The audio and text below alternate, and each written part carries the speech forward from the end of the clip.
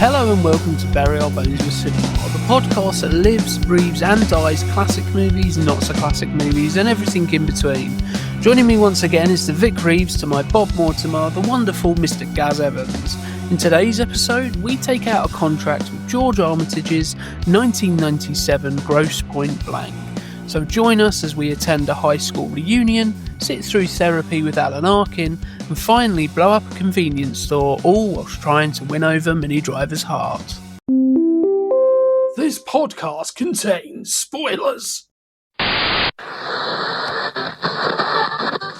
JML teleporters, bang, and the fly is gone.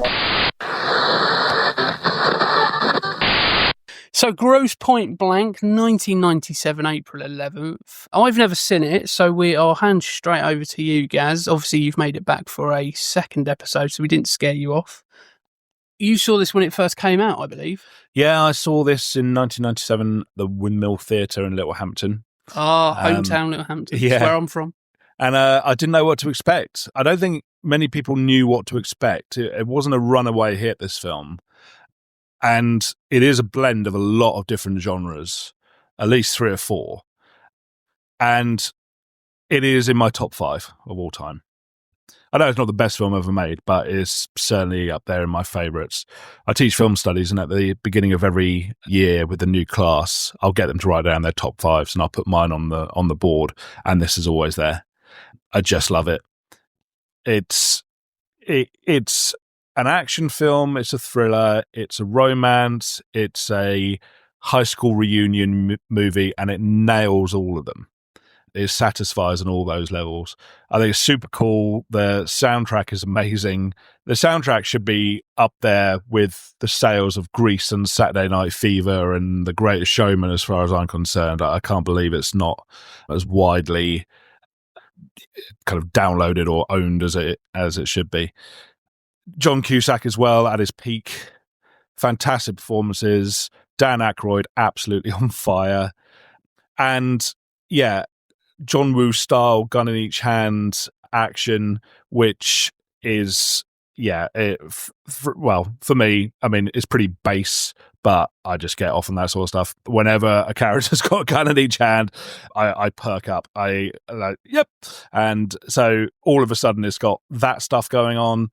Yeah, I love it. It's had a big impact on me, this film. And I like, yet strangely concerned that somehow it's not as big or remembered as it is. I think the people who've seen it really, really love it and they remember it. But it's when you think of that era, it hasn't quite permeated into culture as it could have done. But I like that. I like that it's kind of, if still to some people can feel like their little movie, their thing. It's the real definition of a cult movie, basically. Yeah, I just adore it. Yeah, I mean, as I say, I'd never seen this before, and I think that kind of summarises your point almost. It's not one of the films that is always going to be spoken about in top 5s or, you know, in general conversation, but it is going to be in that, cult film. Oh, you know what is a great film that not a lot of people have watched? Grosse Pointe Blank. I think it's what I found surprising about it is kind of the same sort of thing. How have more people not necessarily seen this or not talking about it? Because it's John Cusack at his best. Like, you know, I've always liked John Cusack. He has that walking charisma, that kind of, he plays slightly nerdy, but really, really cool, you know, not in the same way that, you know, like a Bruce Willis, but he's totally comfortable with himself. And it feels very much like when you're watching John Cusack, whatever character he's playing, it feels very much like, you know, that person, you know, that character quite well. Yeah. And he's at his best here. You know, I've seen him in, you know, Con Air, 1408. Same year, Con Air. Yeah. High Fidelity. And I haven't seen him any better than this. And he's got all the makings of a top leading man, but he's never quite in that conversation. I'm not saying he hasn't made some big films, but yeah, I mean, lately, he's not been in anything. He's done a lot, like Bruce Willis ended up having to do.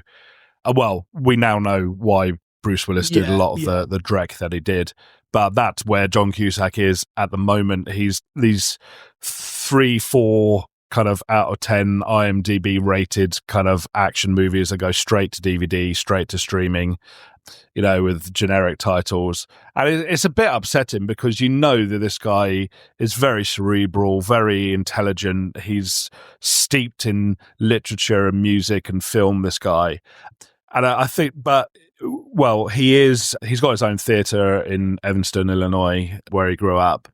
And he's never been one, John Cusack, to court fame. His interviews were always kind of quite prickly and fairly minimal, polite, but just bare minimum. I remember him being on TFI Friday with Chris Evans, and I remember and John Cusack saying later that guy was a bit over familiar, sort of thing, which I couldn't totally agree with Chris Evans. He's a bit But this reminds me of a fonder time, and it is a shame that John Cusack isn't doing as much in film as he used to be. He's quite politically outspoken as well, which may not have helped, rightly or wrongly. But you know that he was always perhaps happier in the theatre, and he's doing that now, so fine by me. And you can kind of see that in his performances. They feel very... he seems like the kind of actor who does come at it from the traditional kind of standpoint, of character motivations and, deep backstory, and that you're not necessarily going to see on screen or in the theatre, but he needs to know that in order to play the character.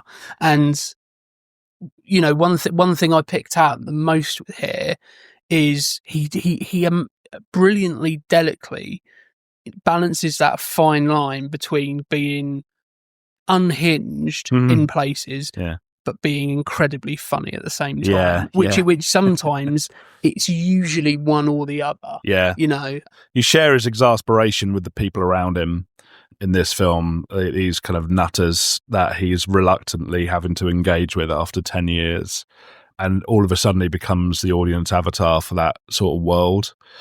Yeah, something we can often all kind of relate to. He's got this relatability, John Cusack. He is this super cool guy, but he's got this kind of natural, quirky sort of style about him, which I've always found very appealing. I think some people could maybe find it a bit glib and smug, maybe.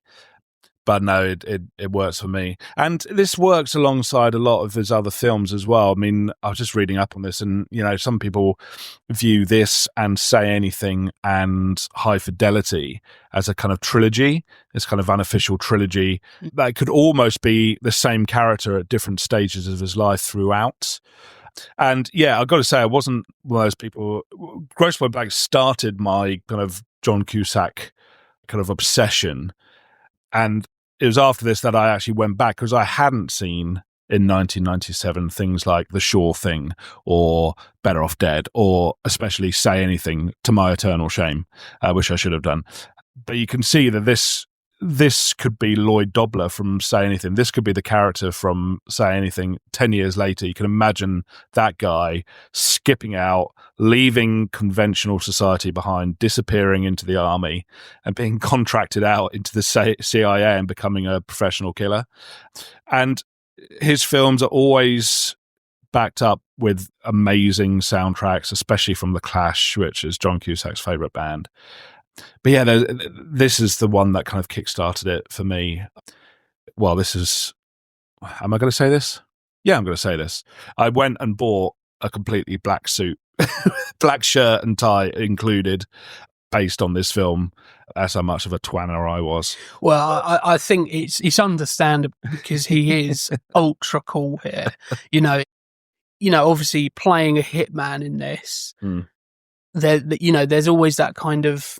I think of Bruce Willis in The Jackal and his kind of look. And, for some reason in Hollywood, hitmen are kind of seen as these cool, charismatic individuals. And the black suit here just totally complements John Cusack, not only as a hitman, but also him as an actor. I think it's it's it's something that probably a lot of people have gone and done exactly the same thing. So I wouldn't feel too guilty about it. It didn't last long. It was just too hot and impractical, and I would have had to have explained it as well. And that Grosse Pointe Blank what are you talking about? And that's another thing about this film. I think this is why it wasn't financially a massive hit at the time, especially in the UK. This film takes a little bit of explaining. The marketing of the film was a bit dodgy. The trailers made it seem too wacky. How do you market a film that is realistic yet also really, really stylish, funny but also existential, kind of breezy and chatty with this Howard Hawks style dialogue, yet also extremely violent in places? Knockabout comedy on the one hand, conversations in a dark therapist office on the other. How do you market that? And I remember the trailers from the time just didn't quite pin it down. And I couldn't find it, but there was one, that was very kind of South Park style sort of voiceover trailer guy. I was like, Grosse Pointe Blank, that sort of thing. He can't pin it down. And initially, that's what I thought this was going to be, quite zany, quite wacky. And I was quite surprised with how stylish it is. One of the things that I picked out from this is that it feels like a Tarantino script. It feels like a Tarantino film. And there are some, nods to that in the film. Admittedly, I'm not the biggest Tarantino fan. He's not my favourite. And so initially I was like, if this is going to be a bit Tarantino-esque, I'm going to struggle here. But I feel like this is the slightly cooler Tarantino inspired, well, not inspired, but Tarantino-esque older brother of his collection. And you've mentioned the soundtrack, and it seems like every song that came up, me and Hannah were sitting down watching and go, oh, absolute banger. Yeah. And another thing I picked out as well is, every one of the main cast, probably apart from Jeremy Piven, is one of those performers who they're pretty much good in everything. They may not be in a great film, but they're good in it. There's no, Alan Arkin. Every time I've watched Alan Arkin, I've gone, he's hilarious or he's great. Minnie Driver, same thing. John Cusack, same thing. Okay, yeah, he's been in these, straight to DVD releases, and I haven't seen most of them, but I would imagine he's not the bad part about it. And, Dan Aykroyd, same thing. Hank Azaria, small part, but so you got a vendetta against Jeremy Piven, have you? I remember thinking, I think he's great in this. I think he's great in this, but I do feel like, because I know him and John Cusack are friends, correct, I feel like Jeremy Piven thinks he's the guy that John Cusack is. Yeah. He thinks he's really, cool, charismatic, and actually he's not. I think he's great here. He's not the Jeremy Piven of an Entourage or, other type of, characters that he's played where he is that kind of, I think it's another film that they're both in together is Runaway Jury, which I love that film. Yeah. It's kind of that typical, when I say trashy, I don't mean as in awful, but trashy in late 90s, early noughties thriller where there were a dime a dozen, but every now and again you'd get that, that jewel in the crown where you think it's going to be a bit awful and a bit by the numbers, and it's not. And Jeremy Piven, everything I've pretty much seen him in, I haven't really liked him other than Runaway Jury and this. He is good. He's good in Judgment Night, actually. I like him in Judgment Night. I don't think I've seen that, but so that's what I mean. Everybody is pretty much great or good in everything they're in, albeit they may not be in the greatest film. It is a slow burner, this film, as well. Like, I did find myself for the first, I'd say, 30 to 40 minutes thinking, okay, are we gonna sort of, you know, start to get going a bit more? And then I kind of realised that it how can I say it? Not a lot really happens at the same time as a lot happening. If that makes at all any sense, because I know that sounds a little bit like a contradiction, but it isn't like, you know, you get some of these plots in films where it's like, you know, every scene there has to be something happening. It has to be furthering the story or furthering the plot. But, you know, the scenes where Alan Arkin is, you know, almost basically saying, I don't want to be your therapist. I don't want you here. I'm scared of you. It's a conflict of interest. You know, that's not really furthering, you know, the plot or anything. It's more kind of giving you an insight into Martin Blank's. Is it Martin Blank? It is. Yeah. Martin, yeah. Giving an insight into his character. You know, he is a hitman, but you can tell he's conflicted. He's a conflicted hitman, but not in the kind of the typical noir sense where they're conflicted, so they're always drinking. Yeah, you know, they're drinking true. to make the voices go away and to be able to sleep at night. It's not conflicted in that way. It's conflicted in a very, you know, realistic kind of way where he knows what he's doing is bad. He likes the money side of it, but he has to go to a therapist just to keep him on the, you know, on a level playing field. Even if the therapist doesn't want to be his therapist. Yeah, it's quite refreshing that he doesn't have all those like what a lot of detectives have in a crime drama. You know, all this baggage and kind of having to turn to some kind of narcotic to just stand up, sort of thing. That's the one thing about this that maybe it feels at the end that it's missing one or two conversations, because you realise there's all this cumulative build up of the therapy sessions, a lot of conversations with all of his old high school friends, what they're doing now, where they are, what they're working as, what their business is, and all that sort of stuff. It all builds up, and then it kind of crescendos with the bit of the high school reunion where he's having to hold the baby and is kind of having this visual exchange with the baby and looking deep into each other's souls, and he's realizing, you know, the humanity of everything. But then I've always thought, you know, we'll get there eventually, but the final shootout at the house, while that is all happening, he's spilling his guts about what he feels and why he feels the way he does about Minnie Driver's character, and it kind of all comes out in this kind of flurry of gunplay and quick conversations, and you know, it feels like it, and then it ends and they drive off, you know, to start their new life.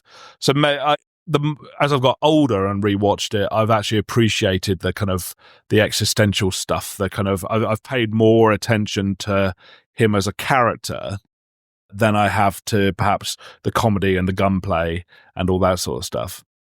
Yeah, I think if you were to watch this film and just expect, you know, pretty much an all-out comedy and that zany side, I think you probably would be disappointed, because it's definitely not that. Yeah. There's a lot more going on if you scratch beneath the surface. It's not just, you know, because initially, you know, you think about the story and all the blurb and you go, right, so it's a hitman who's on a job and ends up going to his high school reunion.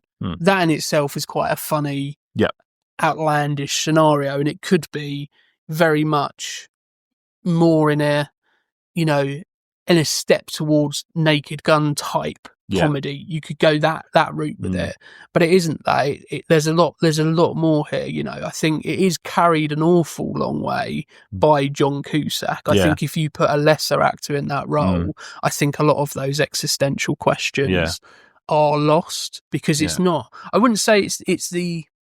You know, as I say, it's not a perfect film. I enjoyed it, but I wouldn't say, you know, obviously I think it depends on naturally when you first see it and what's going on around you. I wouldn't put it in my top 5 like you, and I wouldn't say it's the greatest script, but I think it's one of those ones where upon second viewing, third viewing, fourth viewings, it gets better. It feels like one of those films. It does, and I get something different from it every time I see it. There's actually the dialogue is so pacey, so kind of like His Girl Friday style screwball comedy, that you actually miss it. All this stuff about why Felix Lapoubelle is trying to kill him, and the stuff about the Boudreaux the dog.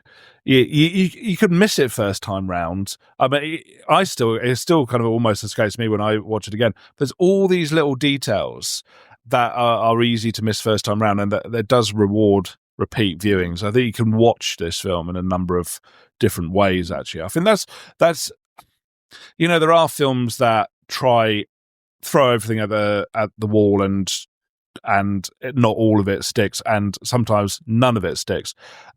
I'm thinking of Emilia Perez, which tries to be a gangster movie, a cartel movie, a musical, Mrs. Doubtfire, and none of it works. That's as far as the I new can one say. with Zoe Saldana, isn't it? Yeah, the controversial new one. And I just thought that was a mess. It didn't satisfy on any level, regardless of all the surrounding controversy.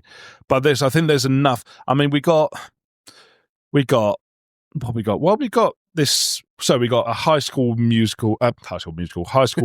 subgenre thing. And this, funnily enough, came out the same year as Romeo and Michelle's high school reunion with Lisa Kudrow and Mira Sorvino. So that was another kind of like overlap in the marketing. It's like, two of those at the same time. People went to this thing. It was going to be that. Absolutely. Yeah. So it's got that thread. It's got the romance thread with Martin and Debbie, and it's got all the action stuff and and numerous subplots as well. The therapy stuff, the joining the union stuff, the 3 or 4 different parties are all out to kill him. So it's got a lot going on, but I really do think that it satisfies for all of them. But not only does it satisfy for all of them, they all intermingle, I think, in a satisfying way. So you might be wanting to see this because of the action. There is enough action. You might be want to see this for the high school stuff and the the nostalgia and the bangers and Aha and Queen and The Cure and all that sort of stuff.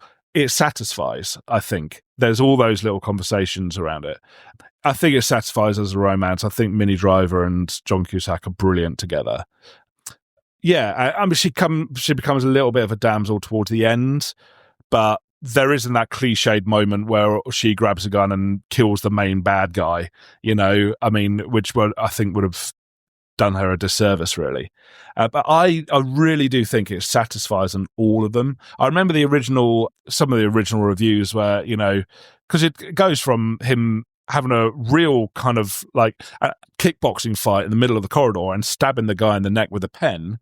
And then it brings on 99 red balloons and the kind of knockabout comedy of trying to get the body down to the basement to throw it in the furnace. So it does change tone very, very quickly, this film. But I think it's a rare example of a film that does all of those things together and doesn't miss a beat. I think it just about satisfies on all of them. The way that American Wealth in London does. It balances the horror and the comedy perfectly. Yeah, and there are moments where it's like a little bit, God, there's lots of talking that, here's a new character, and that sort of stuff. But also, it's also really economical as well. I love the bit there's quite a bit of drama in this as well, where he visits his mother. That's really heartbreaking as well. And then just that quick 30-second scene, goes to his dad's grave, pours a bottle of whiskey over it, and off he goes. And that, that is perhaps a therapy scene that doesn't need to happen because of this really economical zero dialogue moment. Yeah, I just think it touches on all kinds of genres and tones. And as you say, because of the through line of the ultimate, all these plots intermingling, it kind of keeps it propulsive enough. But also it's all centered by John Cusack and his effortless charm. And, yeah. I mean, you've hit the nail on the head with effortless charm. As I say, I think, I use this phrase somewhat flippantly, and I don't mean it as a disservice to the film, but he does a lot of heavy lifting here, and I think it's to the film's benefit because, as I say, you put somebody who, I don't know why, but let's say Steven Seagal, just because I know he's not a particularly great actor. You put him in this role and it becomes cliched. It becomes all of those things. It isn't here. We don't need the layers of him him going to see his father's grave and Yeah. pouring the whiskey, and we don't need to see him going having that difficult conversation with his mum and that realization, the world he left behind is no longer there, which is emphasized probably in the biggest way by the fact that his old home is now an Altamart. We don't need any of that necessarily, because why do we need to see layers on a hitman?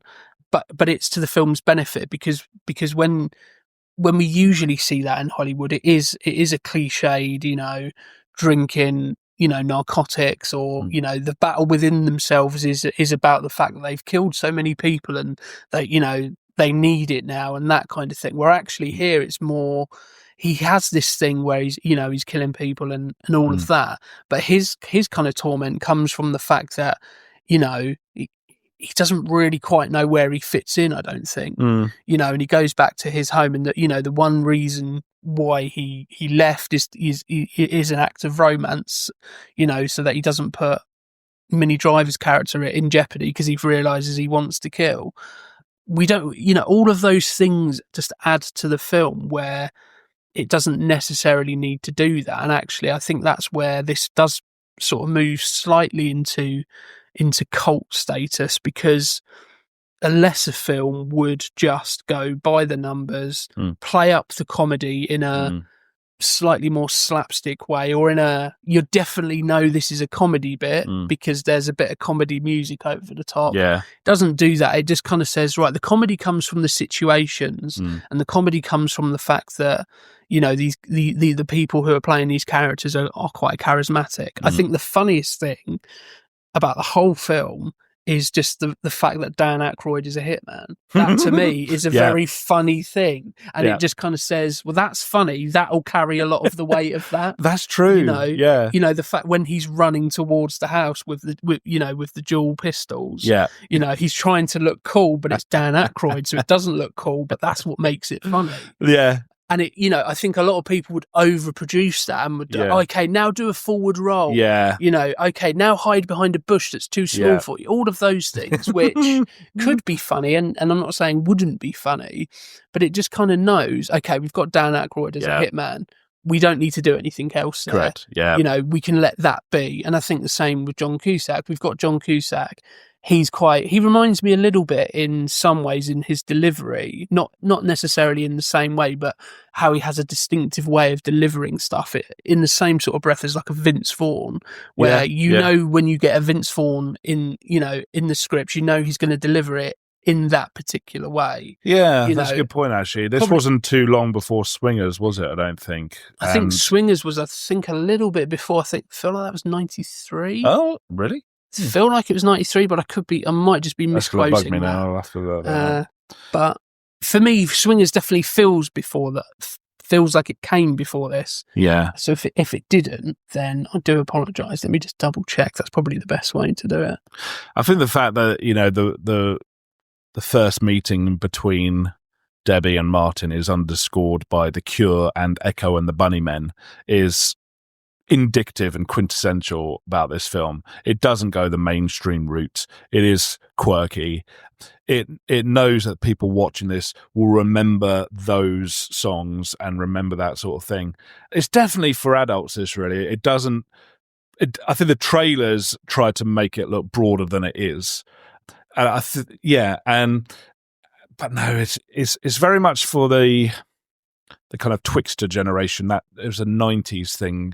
Well, it was encapsulated by Friends, actually, that moment in your life where you're done with living at home and you're done with university and college and all that sort of stuff, but you're yet to settle down with a family. Yeah, limbo that Twixter thing. So it encapsulates that sort of malaise, that sort of what you're both looking back and looking forward at that time in your life, because you've got to make some big decisions. And I think the whole metaphor of the hitman thing kind of comes into play here, really. And he does seem like, well, you don't have to be a hitman to feel those things and to be dissatisfied with your job and to yearn for your high school sweetheart and lament your parents and what they may or may not have done and those sort of things. I think it gets that side of things as well. Yeah, I agree. And just to go back, Swingers was 96. Oh, okay. So Why did I think so it was later? before, but not quite as early as. Also, little tip: don't just type in the word swingers into Google as I did, because you'll get very different things crop up. Always put the word film or Vince Vaughn afterwards. But yeah, I think it totally does encapsulate that. You know, that zeitgeist at the time, where, as you say, Friends and a whole host of knockoffs that came after it. In that it's, you know, you're just probably starting to get to the point where you're thinking of settling down, or, you know, starting to question where you quite fit in the world. And I think it's obviously it's when I say hammed up, I don't mean in a over the top way, but you know, they've put it in an extreme situation where he's asking that question, albeit from the position of a hitman, which I would hope that the vast majority of the listeners won't be able to identify with. And, you know, he does that effortlessly. And I think Minnie Driver does that really, really well as well. You know, she's the one who's on, you know, presents the radio for, you know, the town of Grosse Pointe. And you can sense that she's not quite comfortable in sitting in that place for an extended period of time in terms of her life. It feels like she's waiting for Martin to come back through the door, you know, in a metaphorical sense as opposed to a literal sense. And I think, you know, you mentioned earlier about, you know, that there's a whole host of characters who come in here, and there's, you know, you could quite easily get lost in them because there are so many. And I think obviously naturally that comes from the fact that it's a high school reunion. And you mentioned that, you know, some of the conversations are kind of missing. You know, it feels like you're missing a conversation here or there. But one thing I liked about it, because I picked up that same thing, but I thought it kind of works because, you know, if you've ever been on a high school reunion, or you've met up with friends that you know, good friends in school, and then you meet up with them years and years later, you do have to fill in the blanks yourself, because you've got, you know, 5, 10, however many years worth of life that you're not picking up on. It's all just okay, here's what we done in school. Oh, what do you do now? You know, those same conversations that you have, you know, oh, what are you up to now? You know, it's usually centered around work and that, you know, you with anyone at the moment? If you got married, got any kids, those kinds of questions. And you don't get all of those bits that actually make up a person. And I think here it's that, you know, that is explored an awful lot. Like, we get the guy who's in The Walking Dead. Let me just double check what his name is, because I always oh yeah, Michael Coldlitz. That's it. He's great. Yeah, you know, you get that thing where you think, oh, okay, he's the exact same guy he was in high school. And then there's that conversation that he has with Martin, where he's like, you know, this thing that you have between us, it doesn't exist. You know, whoever you want to hit, it's not me, because you haven't seen me for 10 years. And I think we all, you know, it was quite a self-reflective moment that I had watching that, because I thought, you know what, there are people that I went to school with who, if you were to ask me about them now, I'd go, oh, that person, what a knobhead. Because all you really know them was in school. And to be fair, most people in school, in some aspect, to some people, are knobheads, and they're not, you know, you're not the person that you end up becoming. But actually, it's that realization moment from John Cusack where he goes, you know what, he's asking me if I want to do blow, and that's probably what he would have done in high school. But that doesn't mean that's who he is. It's just, you know, in that situation, that's what comes out. And it's another example of, we don't need that. We don't need that scene. You know, another film would have just had, right, okay, now, you know, the guy who's probably the jock and was on the football team, he's going to, you know, try his luck against the hitman, and he's going to be shown up because he's going up against the hitman, which is where I thought it was going. I thought, oh, okay, we're going to see an elaborate fight scene where Martin's going, I don't really want to do this. You don't know what you're getting involved with. And we didn't. He just cut it off completely before, you know, nipped it in the bud. And I was like, I respected the film for doing that, because it, you know, that's a bold choice to make, because for a lot of people who enjoy this film, probably one of the main reasons they enjoy it is because of those action sequences, which are great. And though they go, oh yeah, let's have another fight scene. but it doesn't do it. It goes, no, we're gonna change the pace here. We're gonna do something different. We're not gonna do what every other film would probably do in that same situation, which would have been very, very easy to do. Yeah. That would have been probably the easiest option to make. I know, we've got Jeremy Piven on screen, and I feel this is going to sound really horrible, but if he just shaved his head, he'd look so much better than he does. But every film I've seen him in, he seems to have that haircut, and it's not always for the character. It works for the character here because he's that guy who there's an estate agent like that or a realtor like that in every town, isn't there? I love the exchange he has with the security card with Terry. Again, they're reverting right back to high school. It's like trying to give him a reason to get that out of his face. It's just perfect. And I think Did you get a call, Terry? I think that's the thing. Everybody does revert back to who they are in high school, don't they? Yeah. And I think perhaps the only person who doesn't do that is John Cusack. He's probably the only one he's almost like he's almost like he's having an outer body experience, and he's just watching all of these people be who exactly they were in high school, albeit, as I say, he's essentially, Jeremy Piven is essentially playing the same guy he was in high school, but this time he's having a conversation about, realting a house, Do you think Cusack here is too determinedly cool? Do you think he's a likable character?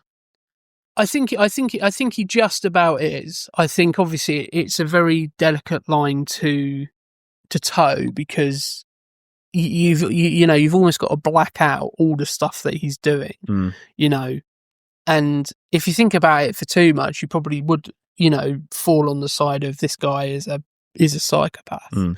But it does just about, the film, and he does just about a good enough job of just not giving you too much of that element. He's charming enough with the people he interacts with. When he goes back and sees his school teacher, he says, "Oh, you look exactly the same as as when I last saw you," and then he quickly goes, "Oh, by that I mean you look great." Rather than you've not, whatever how else you could interpret that as being negative.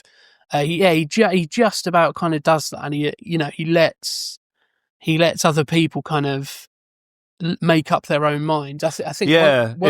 Sorry. No, I was just going to say, one thing I like about him is that he's not trying to hide the fact he's a hitman. I think he tells every single person that he's a hitman, and obviously everybody kind of goes, "Oh, okay, fair enough." Apart from Jeremy Piven, who's just kind of like, "Yeah, cool, cool," but doesn't really. I don't think he really hears what he's saying. Love them. One of my favourite bits though. They were 10 years. I love that bit, and I feel like that's the point where you have that point in a conversation when you meet up with somebody you went to school with, when you realise the rest of the conversation is kind of died out, and there's a reason why you haven't stayed in touch, and actually the conversation is now over, but it's an awkward moment, and it's just, you would probably go 10 years, and you bring it back to the fact that you haven't seen each other in that long. As that feeling throughout of when you meet up, where you see someone that you haven't in a while, and you make that half-hearted promise that, we'll get together in a few months and let's have a drink and that sort of stuff. It just never quite happened, sort of thing. And you get the sense that he's performing in a, well, I don't know, he's happy to be, I think he's happy, Mind Blank is happy to be categorized as something that is not, because it justifies hiding who he is. And the fact that he's surrounded by people who are either far more irritating and unbearable, or in the case of Aykroyd and Hank Azaria, etc., far more villainous and kind of morally bankrupt, gives him a bit of a, Mind Blank, a bit of a pass, perhaps. It is wrapped up quite neatly at the end. That's the one thing.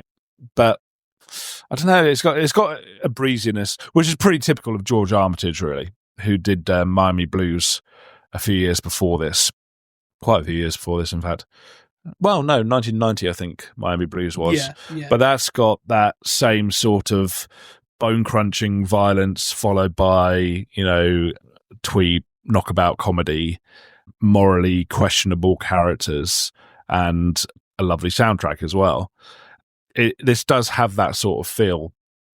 The thing I love about George Armitage films is lovely blue skies. He always has blue skies in his films. Yeah. And palm trees and stuff like that. In fact, this film, I mean, it doesn't feel like it's made in... when we think in the UK, especially, maybe we think about Detroit. I mean, Detroit was always coloured by RoboCop. Yeah, which ironically was filmed in Texas. It's very hard to get away from that depiction, isn't it? Yeah. When you think of Detroit. But this film, because it's got blue skies and even a couple of palm trees, this feels like it's made in Miami. Yeah, it doesn't feel like the grey, steely, gritty Detroit that you might imagine, at least as a British person. You just imagine Detroit as being strewn with factories and disused kind of warehouses and all that sort of stuff. Yeah, I mean, going back to George Armitage and Miami Blues, I mean, watching these back to back, one thing I picked out and the links that I could see between them were, those transitions from, quite horrific violence or quite stylistic violence, followed by, twee, dry humour. And then also the colour palette of the films. It does look very sun-kissed. Yeah. Perhaps Miami Blues slightly more slow than this. But yeah, this does feel like a film. It feels like it's made in California. Yeah. Or as you say, Miami. It doesn't, as you say, Detroit is a place where it feels very dark, dingy, and, for a lot of time it was Motor City, wasn't it? Yeah. There's a couple of mentions industrial. of it, isn't there? When, he sees Jeremy Piven's BMW and he's nobody buys American anymore sort of thing. So there's a few nods to kind of capitalism, like bubbling under the surface here, especially with all the conversations of what people are doing and six-figure salaries and all that sort of stuff. It kind of encapsulates this idea that, this capitalist idea of, you go through high school, you get your job, you get your family, that sort of stuff. And it kind of questions that whole kind of value, really. We're just watching here on the screen the famous gunfight in the convenience store, which was the moment I think I remember it so vividly because I didn't expect it. I didn't think there'd be John Woo stuff. Well, it's more realistic that, I mean, he actually reloads a couple of times for a start. So John Woo never has his heroes reload. There's no slow motion. There's a big explosion at the end, but again, I mean, the fact that it's in this suburban street and, and obviously the metaphor of his life going up in flames and kind of, it's not a subtle metaphor, is it? No. And I think I like that about it. It's not like if you look, it is very much well in your face, the fact that immediately afterwards he calls Minnie Driver's character. It's almost like he's going, that's why I'm here. It's not because of the job that I'm on. It's not because of the high school reunion. It's because I've been having a recurring dream about this woman for 10 years. Yeah. And there's a reason for that. He's although he keeps going to therapy, he's almost self-therapizing himself. He realizes that's why he's there. Yeah. But no, this was the moment I just fell in love with the film. The second he whips out those two guns and starts blasting away, my jaw dropped as I didn't know I was going to get a bit of John Woo in the middle of this talky, quirky comedy. And they mean it as well. They mean it. It is proper, full-on, really, really good action. It's not flashy, but it's what you would imagine a shootout in that sort of space would be like. These bursting kind of Coke cans and kind of just all these bags of crisps going up in the air. It's kind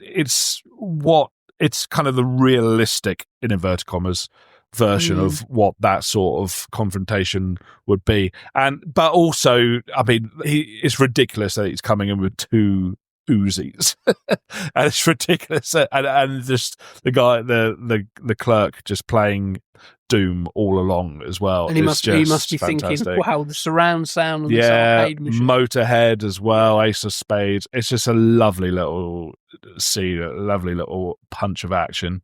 One thing that is really interesting watching it with the sound off as we record this, you realise how much that soundtrack makes a difference. Yeah. Because I'm the thing that really I was like, this film is automatically, better than most, is when he sees the convenience store for the first time, and you've got Guns N' Roses' version of Live and Let Die, and it's powerful and it's punchy, and again it's that not so subtle metaphor of him realizing the world he left behind is no longer there, and that's obviously encapsulated once he actually goes into the convenience store. That same tune turns into a Muzak version. And that's so perfect. What a brilliant way to underscore steps that. out from his world into their world. Absolutely. And, the conversation he has with that clerk is like, how long have you worked here? About a couple of months. Have you got a supervisor? How long have they worked here? And at that point, he's become like a parent. He's become like a grown-up. It's because I was thinking, where is this conversation going? And at the end of the conversation, you realise, oh, okay, that's why he's having that conversation. And up to that point, it's just funny. But then you realise, why that conversation is happening. I think there is so much here. I think it is one of those films where there is something for everyone. That action that you were just talking about, I think the thing that makes it cool is that it doesn't try to be cool. Yeah. I think the difference here between, just to use John Woo, because you've mentioned him, John Woo manages to do it, but he's trying to make it look cool. I'm thinking about the double, pistol points at each other, which is in pretty much every John Woo film. It's a staple of his films. He does that, and it does look very cool, but you know he's doing it because it looks cool. Yeah. Nothing here is feels like, okay, we're going to do this because it looks cool. It becomes cool. Through... It feels like a practical kind of work issue in a way. You'd have two guns because you've got more chance of killing the other guy who's trying to kill you. It's the equivalent of Jeremy Piven getting called up because somebody wants to put an offer in. Yeah. It feels very much that, And, when he when he goes to the bar with Minnie Driver and he walks into the gents, and the two, Hank Azaria and I can't remember the other guy's name. It's got to be played by Don Cheadle, the other guy. Yes, it was, wasn't it? Yeah, and you can see that quite. I think Don Cheadle might have been a bit distracting for me, just because it's Don Cheadle. I think it works with this guy who I don't think I've seen much of him. No, but the way he just walks in and they're both there, and he's like, "Oh, hi." Yeah, it's that thing of, there's no getting away from why they're there. Yeah, why he's there. It's like a constant every now and again. It's as I say, it's the equivalent of getting phone calls about work when you're trying to enjoy yourself. It's it kind of feels like if all the characters in Glengarry Glen Ross were assassins rather than real estate agents. Yes. And I think the fact that Alan Arkin is in both films as well is not a coincidence, really. Because they, in that film, they're Al Pacino and Ed Harris and Kevin Spacey and Alan Arkin. They're all at each other's throats. Alec Baldwin's in that as well. Yeah, it's like, and they just rip into each other and try to outsmart each other and be the top of the pile. This really does feel like, slightly less abrasive David Mamet, actually. It's got that sort of dialogue, that sort of cadence and meter in the dialogue sort of thing. And Alec Baldwin, I get it says, it's not confirmed, but obviously rewatching Miami Blues and having a look at the booklet, George Armitage, he's got an interview in there, and just after Miami Blues, talking about getting him involved with Grosse Pointe Blank, and it never quite happened. I get the sense that Alec Baldwin was probably going to play Grosser, and was probably going to play Dan Aykroyd's character, which I think fits because, Alec Baldwin has got, as proved at least in 30 Rock, where he just puts in an absolute genius comedic performance, this kind of dry sort of thing. I can see Alec Baldwin perhaps as Grosser, to be honest. Yeah, I think less sort of physical comedy and more, witty dialogue kind of comedy, which is still there. It's still, Dan Aykroyd playing him, it's still there. It's just you have that added little thing. Well, for me anyway, as I say, I go back to it. funniest thing is just Dan Aykroyd as a hitman. Oh, it's brilliant. I love the way he just tosses the guns aside whenever he runs up. Yeah, and the fact that every time they meet, they seem to they're shooting or about to shoot at each other, or we're very weary of each other. But at the same time, Dan Aykroyd is like, let's join a union. Let's work together. And you never quite trust him. That's it. But it feels very much like he's like, it's almost like Dan Aykroyd is saying, I know you're better than me, please join me, I don't want to fight you anymore. Yeah, it feels like that kind of more Glengarry Glen Ross stuff, trying to do deals on the side and kind of just get people on your wavelength and kind of get them under your thumb. Just because the script for this was, I believe it was written in the early 90s, around the similar sort of time as Miami Blues, so the Alec Baldwin link makes a lot of sense. I think they made the right decision with John Cusack, and I think he helped write the script. Yeah, well, him and Steve Pink, they went on to do High Fidelity, of course, which has got the same sort of malaise looking back over your past, like, although this time it was more to do with romantic conquests and that sort of stuff, and a great appreciation for brilliant music as well, of course. Yeah, I mean, and what you were saying earlier about this, that could be, a different stage in the same character's life. The use of the soundtrack here in High Fidelity is, it's very, very similar, isn't it? Yeah. So I can see that totally.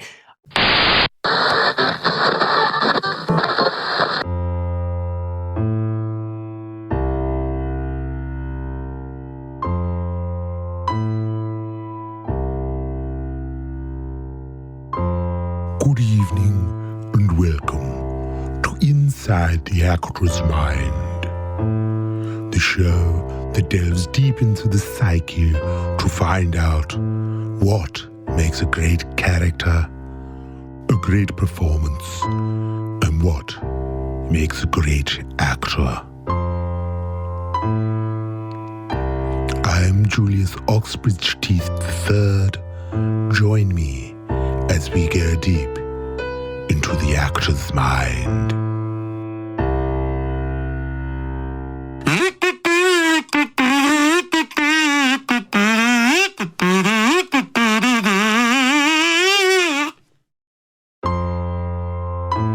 I'm Julius Oxbridge Teeth III. Won't you join me next week as we go deep into the actor's mind?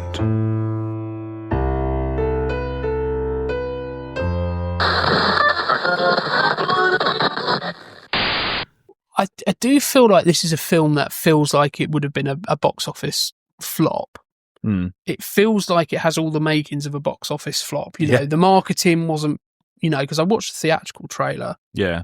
It was it was the only extra on the Blu-ray. Yeah. Which just annoyed me because the extras on DVDs and Blu-rays now, other than a select few publishers, are terrible. It had a theatrical trailer, and I think, why do I want to watch a theatrical trailer for a film I've already bought? It seems like the most redundant thing in the world.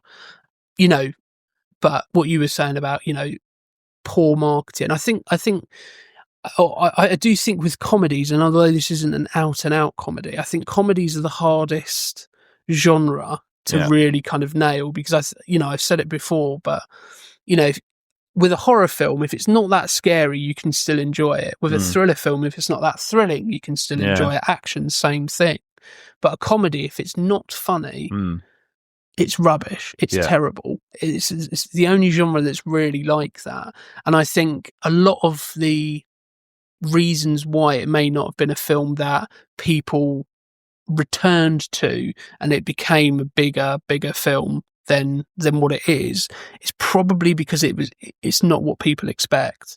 They go into it thinking one thing and they get something very different, and that very different thing sometimes, I think, generally speaking, you have to be having a bit of an open mind when you go and watch films, and expectations can sometimes be the biggest problems with it.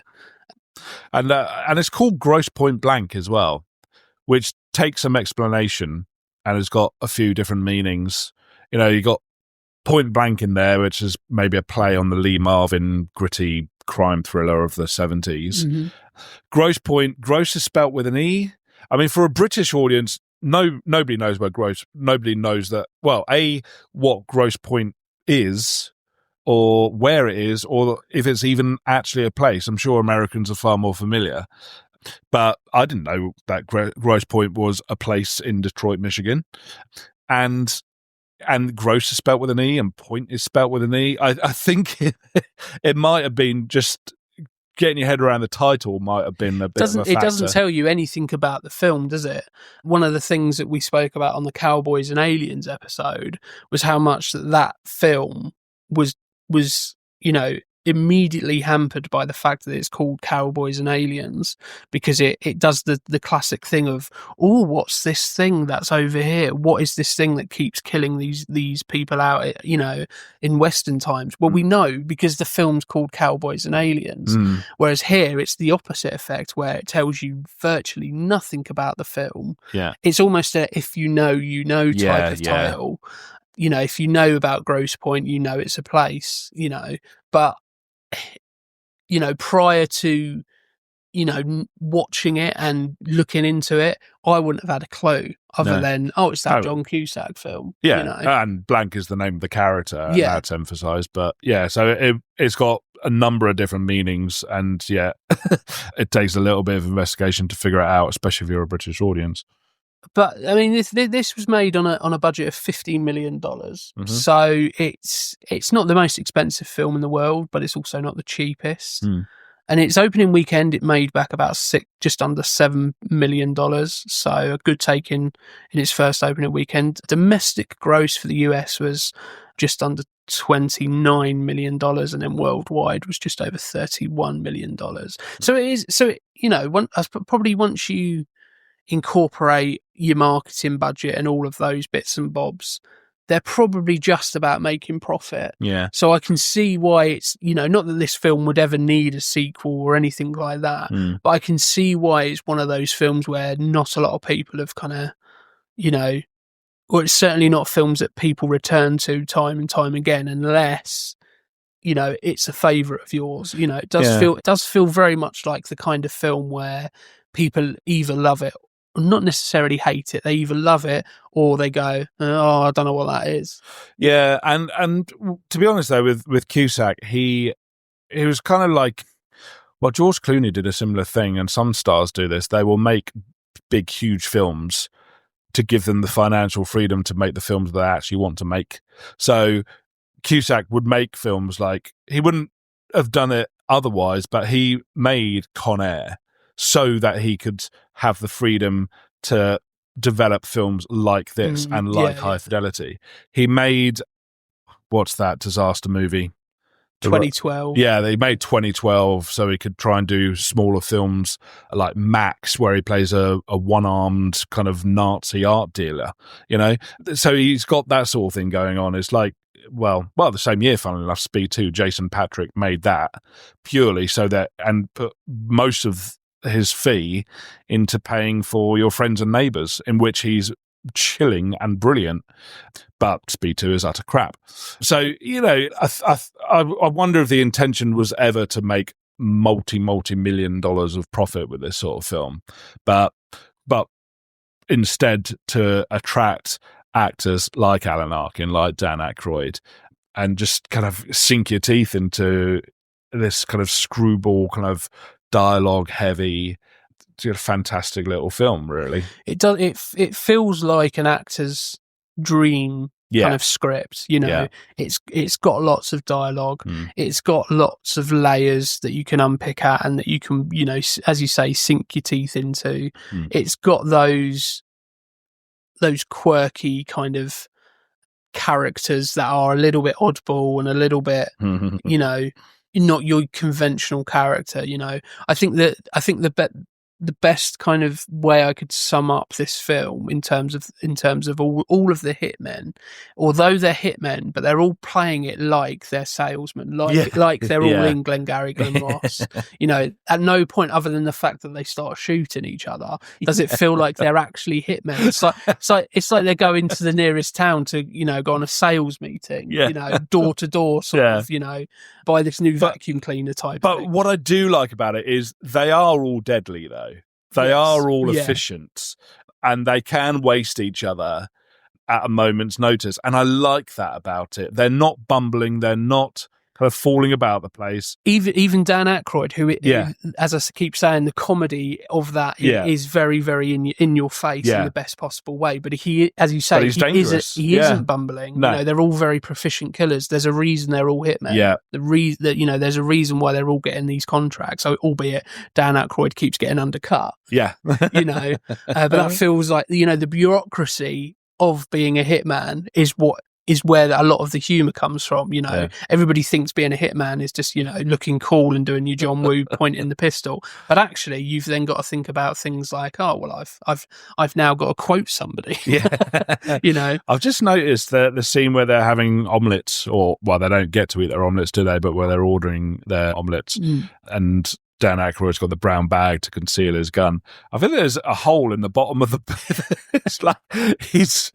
It's like the least subtle thing in the world, isn't it? Yeah, I mean, is he reusing the same bag over and over, or has he actually shot and killed someone that day? It's his lucky brown bag.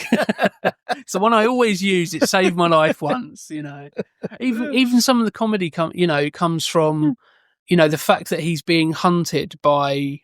I can't think of the character's name. I think it's Pubell, that's it. And he, interestingly, is played by his kickboxing coach, who looks like a stout, squeezed John Voight. Yes. Or Wayne Sleep going to a fancy dress party as John Voight. Man, that is some deep cut stuff. That is a deep cut right there. I kind of now want to go to a fancy dress party trying to be Wayne Sleep looking like John Voight. Yeah, so, you know. Some of our younger listeners Googling, who the fuck is Wayne Sleep? Yeah, and if they're Googling, who the fuck is John Voight? Get cultured. Yeah, but the comedy, you know, the fact that he's being hunted by this guy because he killed his dog, you know, and he's like saying, you know, I've killed terrorists and presidents. But the thing that's you know following me around is the fact that I killed somebody's dog. Yeah, you know, and you know, so those little pettinesses. Well, there's nothing petty about a dog being exploded, but just in a world where, you know, you're in this world, these important that people, does seem like something people wouldn't necessarily latch onto. Yeah. And actually, when I was researching this before I watched it, one of the things I thought was going to be the case is because I saw the name Pubell and saw the fact and saw what he looked like. I thought, this is going to be played for laughs. This is going to be the comedy. This is going to be, you know, that character who keeps popping up and is quite, you know, quite comedic, almost in some ways. This is again a bit of a weird link, but if you've seen one of the new Johnny Englishes, and there's the old Chinese woman who's the professional hitman. Okay. Who's, you know, she keeps cropping up and she's quite a comedic character. I thought it was going to be that, but it's not played for laughs. He is a deadly assassin. Yeah. You know, he goes into that convenience store with double Uzis and it's very much, I'm going to kill you. He goes, you know, he follows him to the high school reunion and they go through a quite intense fight. It's not played for laughs. And I think that's kind of the beauty of it, is that the laughs are kind of there and they're allowed to be kind of organic and not overproduced. And then you have those moments where it's very, very serious, but not taken too seriously at the same time. Yeah. It's a really, as I say, it's a really delicate, fine line to balance on, because I've seen so many films that the undoing of them is it either takes the action far too seriously or it takes the comedy far too unseriously, and there isn't that juxtaposition between the both, or it doesn't quite know when to do what and why to do it. Whereas here, it's a very well-made film. Yeah. You know, if you, the very least, if you're not on board with this film and you can't get on board with, lack of plot, because there is a kind of lack of plot. There are, as you say, scenes that kind of happen where you go, why are we watching this? Why is this happening? Shouldn't we get to the action, the bits that, probably most people are here for? One of the ones where he meets Mitchell Ryan, who plays Minnie Driver's dad, is a scene that, again, does it really need to happen? Probably not, but it's great that we've got it. And it's great because it's Mitchell Ryan, who, another Mitchell Ryan film, following on from our Magnum Force episode. Lethal Weapon. Lethal Weapon. Also is in Liar Liar as well. Yes, yeah. And, we get those things that we don't really need to see. But if you can't get on board with it and it's not a film that you enjoy, or the very least you can appreciate the fact that it's very well made. Yeah. The action scenes are very, very well made and very well produced and not overproduced. The chemistry, the organic chemistry coming through the screen in pretty much every scene that John Cusack is in, and whoever he's with is very evident to see. The script is tight, in a loose kind of sense. It feels like a film that is very much an oxymoron. I don't quite know how it does it. It doesn't. It's not. Sometimes you watch films and you can very easily see why it works and why it does all the things it does. Well, this feels like a one where it has captured that lightning in a bottle. Yeah. Obviously everybody hopes for that, but you can never really plan for it. And it just managed to do that. Everybody has chemistry with every other character that they have a scene with. The chemistry between the two hitmen who are following him everywhere with Hank Azaria is great. The chemistry between Dan Aykroyd and John Cusack is great. Minnie Driver and John Cusack is great. Every single character in here has a chemistry with the other character, and it's amazing how they you would think there would be one character who feels out of place, who doesn't quite manage to live up to everybody else's chemistry, but you don't get that here. Everybody is great in it. It does feel like its own little universe. It creates its world really well without it being necessarily a world where you have to create the world. It's not like a sci-fi film where you have to take 20 minutes at the start to set up and everything so you understand what's going on. This one you can just drop right into and kind of understand everything that's at play and everything that that is working here. So we've obviously mentioned George Armitage as the director, but we've also got the screenwriters, who is Tom Yankovic, D.V. DeVincentis, Steve Pink, and John Cusack as well, as you mentioned earlier. The cast, we've pretty much mentioned everyone, but I'll go through it anyway, just to cover everything. We've got John Cusack playing Martin Q. Blank. We've got Minnie Driver playing Debbie Newbury. We've got Dan Aykroyd as Grosse. We have Joan Cusack as Marcella, who for some reason I didn't quite twig that John Cusack and Joan Cusack were brother and sister. Oh, okay. And it makes total sense because they sort of look alike. They've obviously got the same surname, and it's quite an unusual surname. But sometimes I didn't have that penny drop moment until I saw them in the film together, and I was like, oh, of course. Well, that and Cusack sense. is in this as well as I can't remember, is it Jen? Oh no, I can't remember the character's name. It comes up to them both in the bar and she's a bit drunk. That's another one of John Cusack's. She plays Amy, yeah. I think his brother's in this as well. It feels like a family film. Yeah. We have Alan Arkin as Dr. Oatman. We have Hank Azaria as Steve Lardner, who I had to explain to Hannah how many voices he'd done in The Simpsons. Her mind was blown that he was the voice of Apu for ages. And Officer Quitter. Why can I not remember the officer's name in The Simpsons? Ralph Wiggum. Wiggum, there we go. I was going to say Quigley. Don't know where that is. We have Jeremy Piven as Paul Spiricki. We have Mitchell Ryan as Mr. Bart Newbury.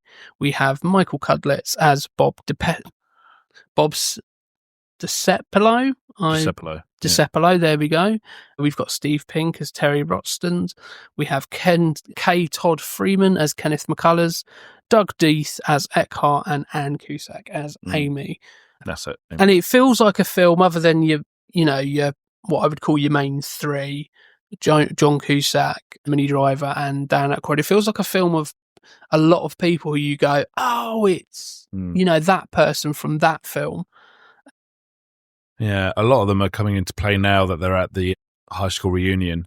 And this is where perhaps it starts to feel like, oh, let's get to a bit of a confrontation. But there are half a dozen at least little conversations with all these different people who you never see again.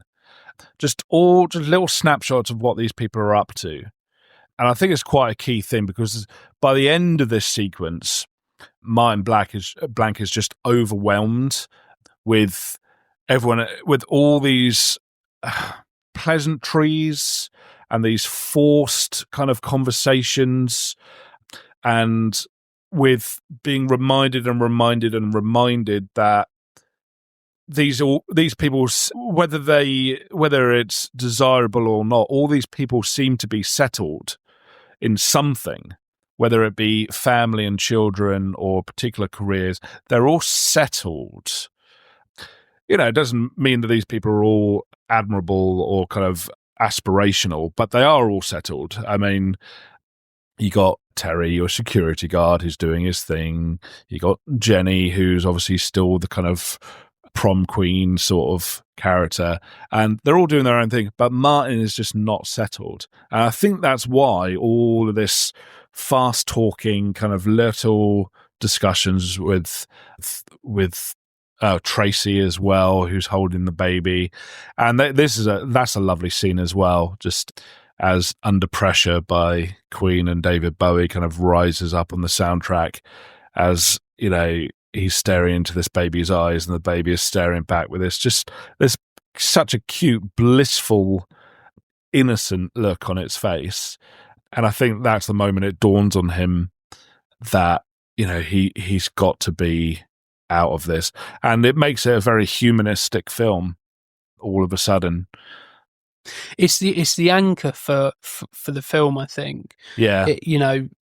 I think it's probably the first proper real time where it's really obvious that we see him properly start to kind of question pretty much everything about his life. And I think, you were saying about the quick, pithy, wet delivery. It feels very much like he's doing that just because, one, to get out of that situation as quickly as possible, and also because it feels very much like any time that he's stationary in life physically, that's when he starts to think, and that's where he's obviously needed to be, out of that frame of mind, when he's been on jobs and things like that. But here he can't get away from it because he has those conversations, which he probably, I'm guessing, he wouldn't necessarily be having those conversations in his walk of life. Yeah. You're not going to be having those, meaningless small talk and pleasantries, whereas everybody here will be doing that on an everyday kind of basis, you know. And I keep going back to it, but we don't need any of this. This is a film that if you take all of those bits out of it, it would become, a more conventional film of this genre. But the fact that it has all of these things means that it becomes something entirely different. It doesn't, it's not a comedy crime caper. It's not a laugh out loud, balls to the wall funny film. It's not a gritty hitman questioning his life film. It's kind of all of those things in this weird, it's got, kind of, mixed up kind of thing. And I think because of that, it's very difficult to pin down what this film is. And I feel like that's probably the biggest reason why people may have not been able to quite attach to it. Also the thing that I think makes it special, absolutely, and just so revisitable. I've watched it over the years with lots of different people, and they've all enjoyed it. Yeah, like on a holistic kind of level. because I think it just all feeds into, like I said before, all these different subplots and tones. They all feed into it because, like I say, it just is anchored by John Cusack. It really is. It all feeds into, and it makes it, as much as anything else, a character study movie as well. All of these things contributing to his psyche and his journey. Yeah, and I think that's what I meant earlier when I said he does a lot of the heavy lifting. You know, he does it in such a John Cusack way that I don't think anybody else could do, much like if you put somebody else in that role, they would do it in kind of their own way. You know, there are those actors who kind of know exactly what they are and what they're there for. Yeah. And he feels very much like that type of actor. He knows what he's adding to the role. He knows what he's bringing to the table. And here he brings all of that in a subtlety which very few people could do in the same way, if they even could do it in the same way. It would very easily become cliche and overemphasized in many ways, because you have all of those character notes that could quite easily, if it's pushed too far, become the cliche, become the thing that we've seen 1,000 times. You know, we've got a hitman who's questioning his beliefs, who falls in love. You know, that's not too unique a kind of concept to get your head around. And we've seen questionable characters who fall in love many, many a time in Hollywood. But here we see it in a way which is very, very, very, very understated and very anchored by realism, and not done in a way where you kind of go, this is what they're telling me right now. Yeah, I can see this so clearly. It's telling me this is how I'm supposed to feel about this character. It's almost going, well, here it is. Make of it what you will. Yeah, I like when it gets to the high school stuff. Kind of weirdly, it feels a little bit like Carrie, the high school prom at Carrie, because of all the red lighting. Just perhaps, symbolizing that, all of this is about to come crashing down and be steeped in blood, basically. There's it's a very funny scenario, but it's also a scenario that some people really, really dread, seeing all these other people being exposed in that way. But, it's got all the kind of classic conventions of the high school movie or the high school reunion movie with, the cheesy dancing and all the needle drops. We got a-ha, we got Queen, and we got Faith No More.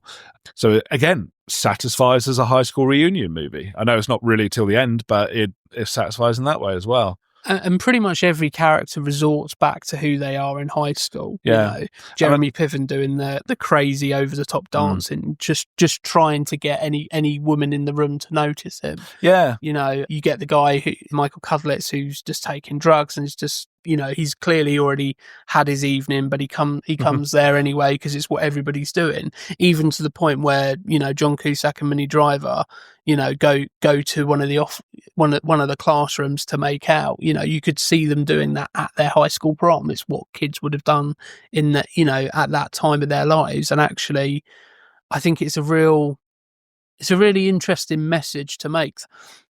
The high school element of everybody's life is so not influential, but so monumental in shaping who people are as people. Yeah. Not to say that that's all they are, is who they were in high school, but it makes you very much, into the person you're going to be for the rest of your life. I love what Marcella says earlier and how she went to her high school reunion and it was just as if everyone had swelled. It's so true. On a literal level, but also, I don't know, just got kind of larger than life. And whether we like it or not, these people that we grew up with in high school have really they do have an impact on us. And, and what's also, on almost a meta level as well. I mean, John Cusack, for the audience at the time, he was in plenty of kind of John Hughes or John Hughes style movies. Seeing him in high school was not an unusual thing throughout the 80s. The Shaw thing I'm thinking of, 16 Candles, and, it's like, what was it called? Yeah, One Crazy Summer, Stand By Me, of course. So, a lot of he's an 80s favorite for a lot of audiences. So they would have grown up with him, and now 10 years later, they're seeing him in his late 20s. At least the character is in the late 20s. And will probably be there with him on a meta-textual level as well. Yeah. So I wonder how much of the marketing would have been not necessarily saying these words, but essentially saying this to the audience. You've seen him in this type of thing before. Yeah. Now you're going to see him, but not as you know it. Yeah, You now know? John Cusack goes back to high school. Yeah, it's a high school reunion, Yeah. but not as you know it. That kind of, as you say, zany, wacky, over the topness. And I think it's such detriment to the film because it just isn't any of the things that I thought it was going to be. I think it's probably one of the most surprising films I've watched in quite a long time. That's great. Because I just didn't really know what to expect other than, it being quite funny. And it kind of, it just surprised me in pretty much every way. As I say, the soundtrack, every song that came on was like, is there going to be one dud amongst here? And there just wasn't. Well, of course, Joe Strummer was in charge of the music on this. He did the music. And The Clash is John Cusack's favourite band. He was in The Future is Unwritten, that posthumous Joe Strummer documentary. So those are his Beatles, that's for sure. So there's quite a few, that sort of punk and post-punk era, Violent Femmes and The Beat, and obviously there's a couple of Clash tunes there as well. But yeah, it's nice to know that Joe Strummer was involved in this. Here we are, just coming up to the fight in the high school corridor. Something I've only just noticed this time. We will get on to the actual fight itself because it is pretty brutal. Yeah. And it's a really well choreographed fight. It's not. And what's good is this is a precursor to your John Wicks and your Mission Impossibles and your Takens. But knowing the fact that you got John Cusack doing all of his own fights.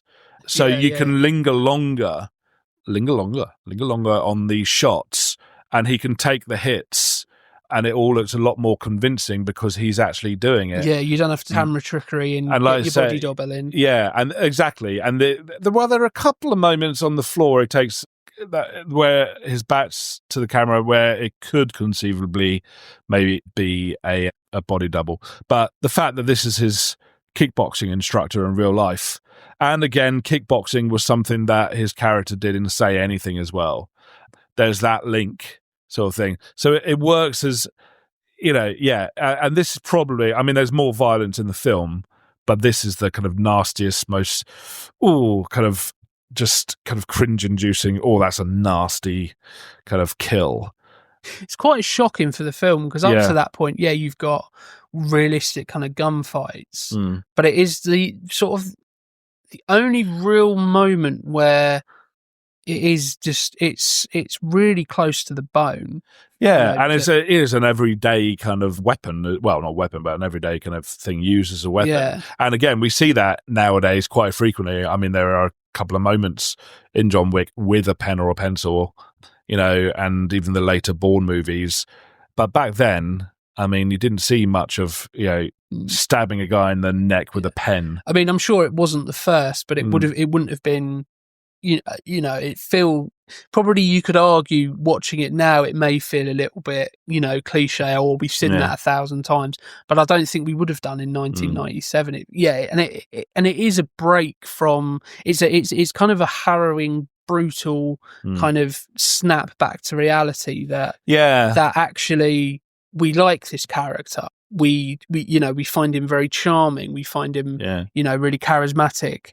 But this is his job. Yeah, and this is the consequence of his job. And then it's just juxtaposed nicely with them trying to carry the body down the stairs. Another nod to kind of Better Off Dead as well. So another kind of similar thing to John Cusack's on-screen past. But again, they're careful to make sure that he never is seen killing anyone that doesn't deserve it. I mean, this is ultimately self-defense because of the job that he's in. But yeah, I mean, that's the first thing that Debbie asks him later is, he was going to kill you, right? That's the main thing. I mean, it's a bit questionable that a school would have a furnace. I don't really know why a school would have a furnace. So we can gloss over that, but it's pretty handy for John Cusack and Jeremy Piven. And I like the fact... Well, I don't know, because Detroit, they have them out there. There's more of a thing out there, isn't it? And true. Detroit, Michigan, that gets like genuinely freezing. So that's probably what it is. That makes a lot of sense, I can only think back to my school where we didn't even have enough budget for books, let alone anything else. Well, it's like over here, because cold weather is bearable and extreme cold weather is so rare that we just don't have the infrastructure for it. So that's why we have to shut our schools. But in these places, you expect it, so you're more prepared for it. So you have furnaces and you have snow plows and all that sort of stuff. We don't have any of that. But what I like about this is that it's really, that fight is 30, 40 seconds. And for the rest of the film, Cusack is messed up. I mean, he's bedraggled. He doesn't stop bleeding and kind of he's cut to ribbons. And I like that about it. It keeps it kind of grounded. He's not a Schwarzenegger, Jean-Claude Van Damme type. It doesn't do the James Bond thing of they've just been through a really brutal fight, but the hair's perfectly placed. You know, you see him. You physically see the consequences of that on him throughout. I like the fact it is a bonding moment between him and Jeremy Piven's character, which I don't think the character was expecting at that point. When he first kind of sees him again, it's very much this guy's really annoying, but you get that that friendship come through, which I think John Cusack's character Martin is very grateful for, because I would imagine he doesn't have a lot of friends in this kind of business. But one thing I wanted to mention before that fight scene is, this film is filled with moments that you don't necessarily need, but it has in abundance. Yeah. When he gets the joint out of his locker that he's obviously hidden away and has been there for 10 years, and you see it, and then he starts, passing it through his fingers, and it just falls and crumples, down to dust, basically. Yeah. And there's this look on his face, and it's this melancholy come over him, and this nostalgia where he's obviously reminiscing about him putting it in there to begin with, and what high school was like, and the good times, the bad times, and everything that high school is all about. Yeah. And it's that shattering realization that time has gone. And I think that's one of the biggest messages of the film, if there is any messages, is savor those moments, because they're gone tomorrow, they're gone in an instant. Yeah. And I don't think he savored them. I think he feels very much like a character who, for certainly immediately after high school, he spent a lot of his time probably going, I didn't need that, I didn't need the people there. Okay, he's kind of fairly hung up on Minnie Driver, but other than that, it feels like he's too cool for school. Yeah, he doesn't need those people. They don't do anything for me in my life, and it's only when he's thrust back into that situation, and with the fact that certain elements of that nostalgia and that memory have started to fade away and are no longer there, that he realizes, actually, I should have made the most out of it, not necessarily from a grades point of view or anything like that, but just enjoy the moment and savor the friendships and savor the moments. I think it's quite ahead of his time in that way, because we're talking about this a lot in today's society, kind of not letting anyone who would hold you back from being your best self, letting go of those sorts of things. Yeah, it talks about a lot of those issues in this film that they weren't really talked about back in the 90s, which is a lot more of an optimistic sort of time. I think ultimately it's an optimistic film, and the ending very much nails that home, really. off they go. Well, not into the sunset quite, but off onto the next day's journey. Loads of dead bodies behind them, but that's where it becomes a bit more of a conventional action movie because who swept up all those dead bodies. It's quite nicely tied up, isn't it? There isn't really. It's got a bit of a bow on it, but that's fine, really.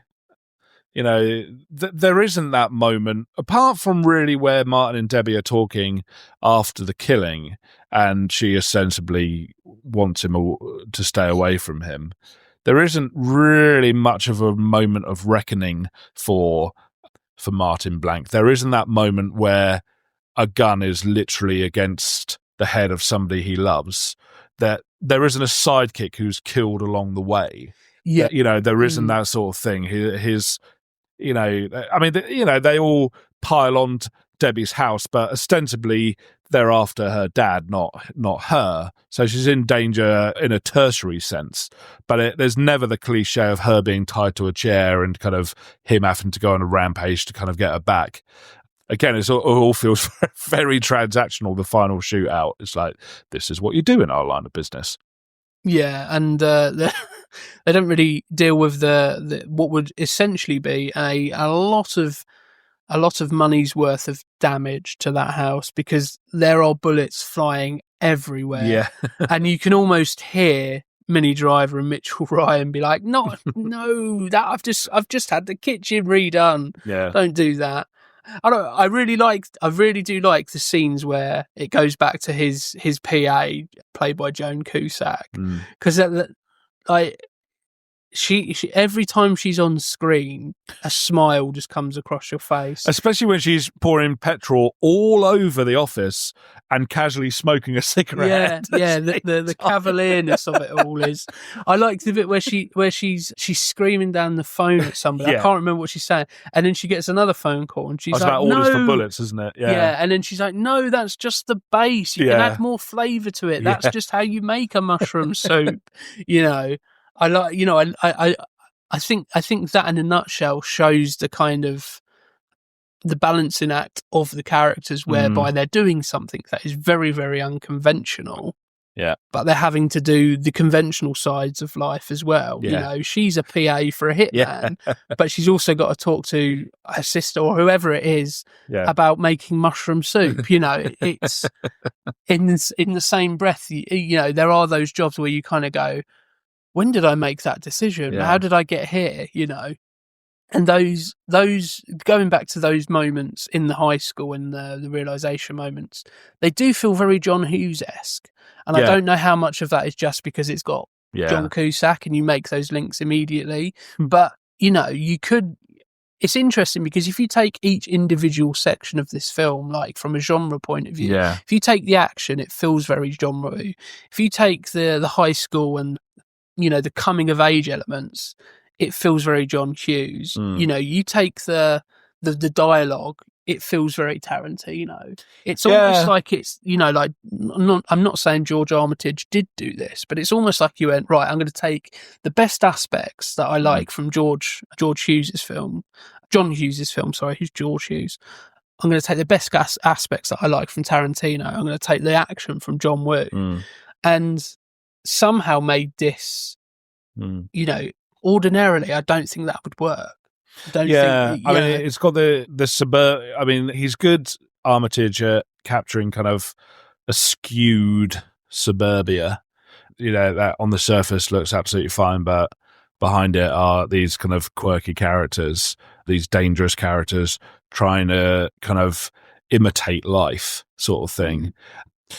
I think there's quite a lot of Cameron Crowe in this film. I mean, inevitably, really, because of Say Anything. But you could imagine that this would be the sort of hitman movie that Cameron Crowe might make, especially with all the decent music. I want to mention as well. So Dan Aykroyd keeps mentioning this Durzac drug that is like Prozac, but makes Prozac feel like a decaf latte. Yeah, a decaf latte.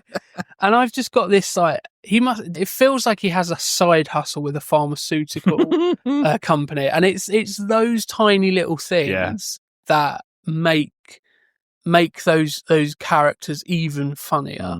They're doing one of the perhaps the most reprehensible jobs you could probably think of, killing people for a living. Yeah. But on the side, he's trying to start a union for hitmen. Yeah.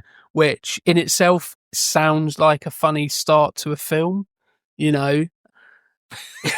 He is. He is with his that's the only time he looks somewhat bumbling. No pretense. Yeah, somewhat bumbling, Yeah. but he isn't in the slightest in any other respect. What I like about the final shootout is that when you watch action movies and you think, why doesn't he just shoot him in the foot? Or why doesn't he use that TV? Or why doesn't he get a frying pan? Or why doesn't he kind of station himself somewhere where he can't be seen, or down on the floor or something like that? He does all those things. Yeah. I like that about this final shootout.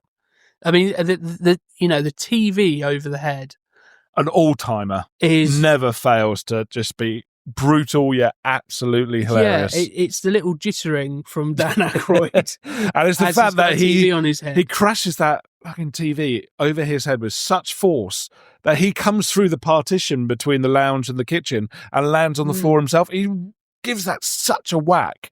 And anybody who hasn't seen this, it's not one of these flat screen plasma TVs we've got now. It's the old school tube TVs with the massive glass front. So it's something I wasn't expecting. I'm like, right, how are they going to get around this? Is it going to be, you have in these moments, you have these points where it's like a cool, clever way of thinking, like I think back to Hard Boiled, where he shoots himself and it goes through him and shoots the guy behind him, and he's being held hostage. Yes.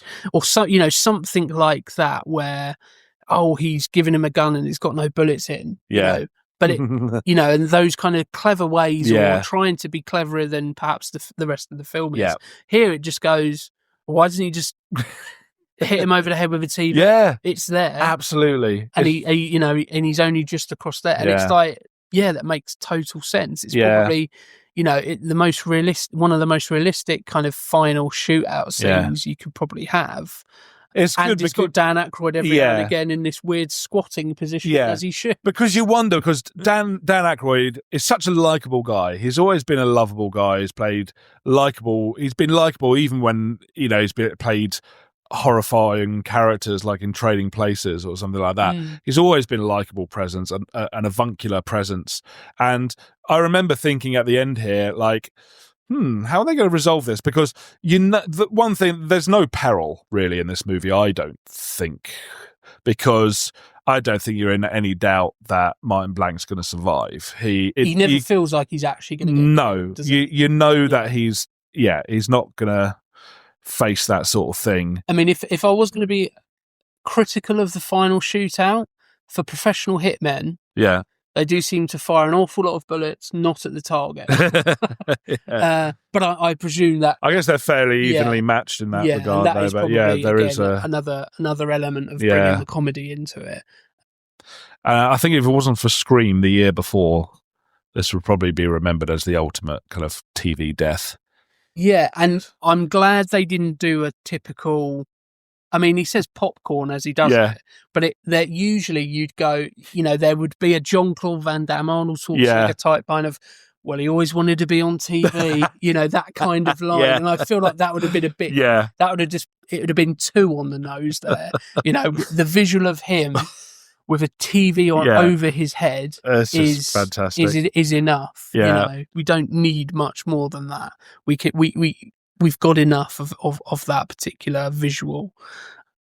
I mean, it's interesting that we're kind of picking up on some of the things that critics have said about this. So Roger Ebert, one of the things he said about this, and I'm going to quote him now, is This movie for me is a near miss. One of the problems is the conclusion, in which things are resolved with an elaborate action sequence. This sequence may have been intended ironically, but the gunshots are just as loud as if they were sincere. Too many movies end like video games, with characters popping up and shooting each other.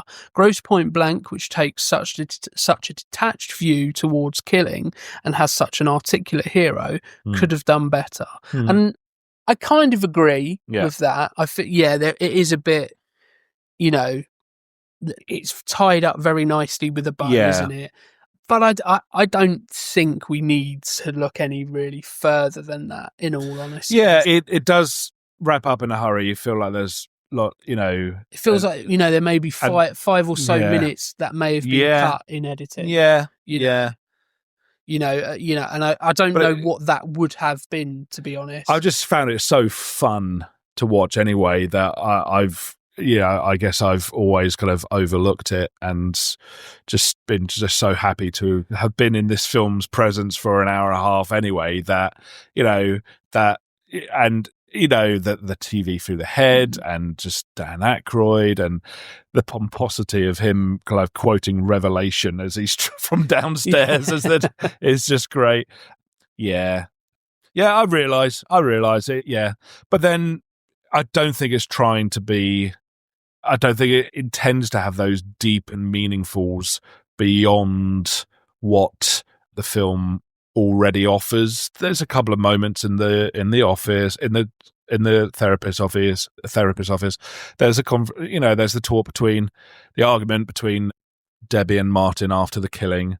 But what's interesting is I've read somewhere that they filmed each scene 2 or 3 times in a different sort of tone. Yes, yeah. They went for kind of wacky, they went for serious, they went for kind of more improvisational and blended it, but with a skew towards the wackier stuff. And I think that really comes through in the ending because, like I say, I mean, any other film would have had the shootout for 5 minutes and then the big discussion. But he's actually working out his therapy as he's doing what he does best, which I think is quite important, actually. I mean, it can be quite distracting. It's like, you got him spilling his guts, talking about the job he was doing he hallucinated the ocean on fire, and that was his moment where he needed to get out. And he talks about this stuff, and he talks about, I wanted to kind of get back together with you. I wanted to kind of sort this out. And then that's punctuated by more shooting,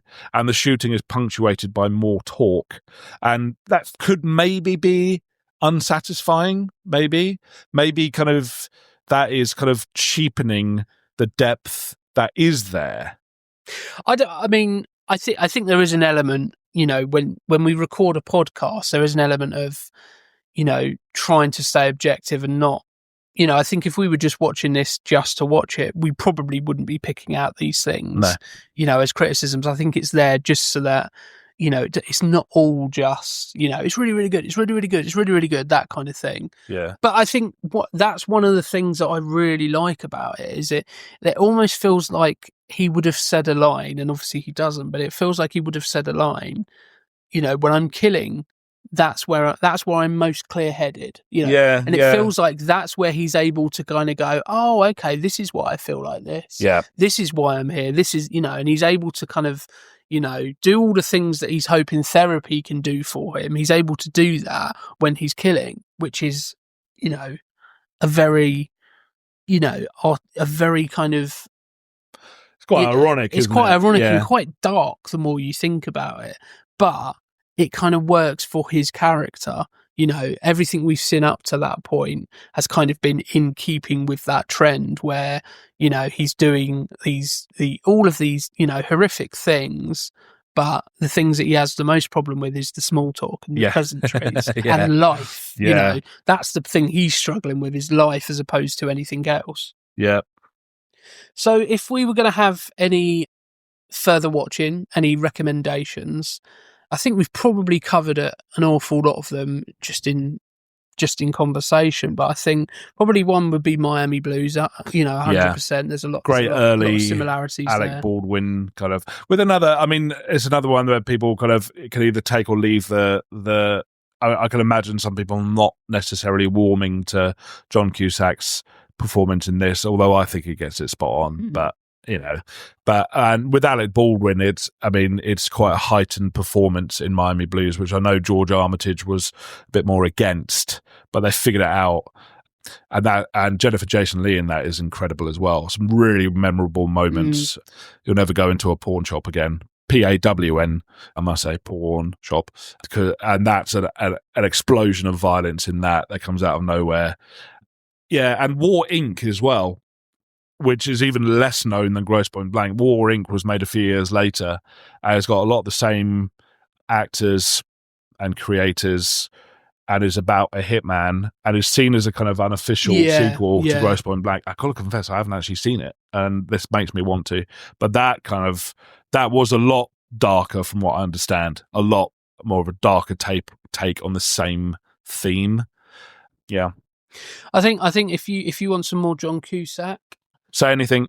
Yeah, I think you've got all of those kind of these films would be great. I think one for me that I really, really like, and I mentioned it earlier, is Runaway Jury. Yeah. I like that. I think a lot of people are rewatching that, I think, now because of Gene Hackman. Yeah.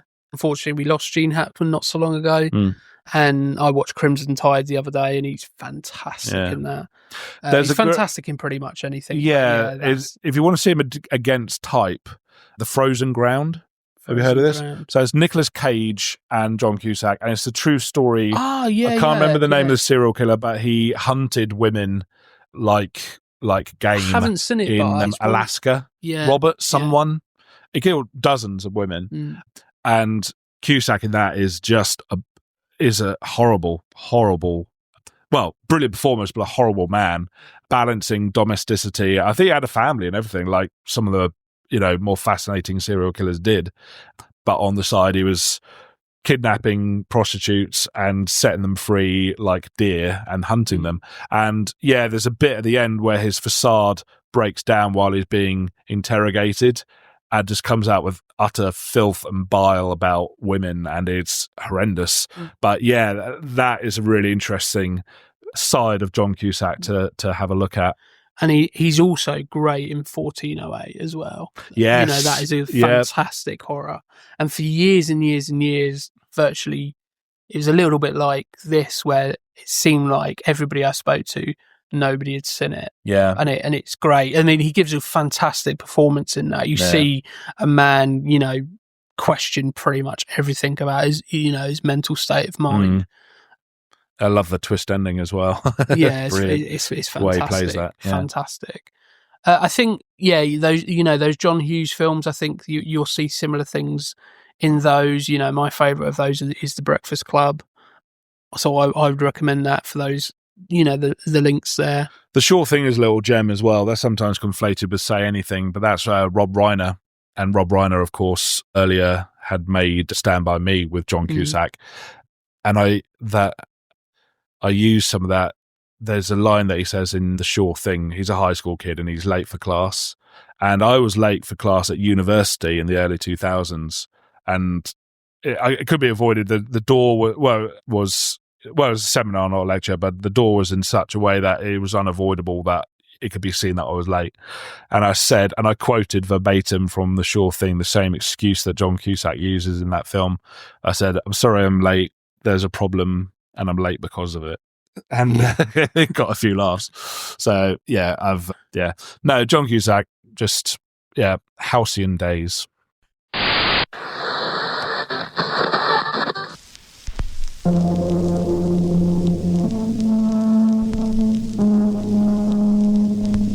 In space, no one can hear you podcast.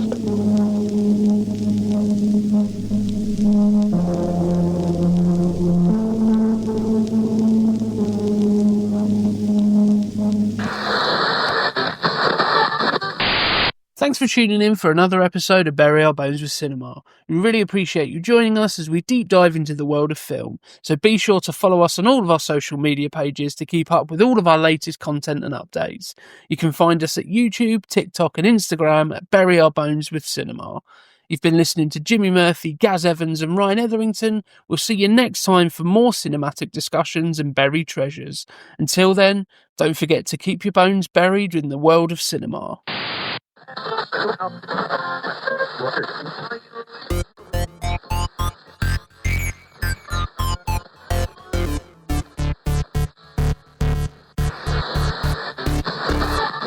And it will be a one-button job.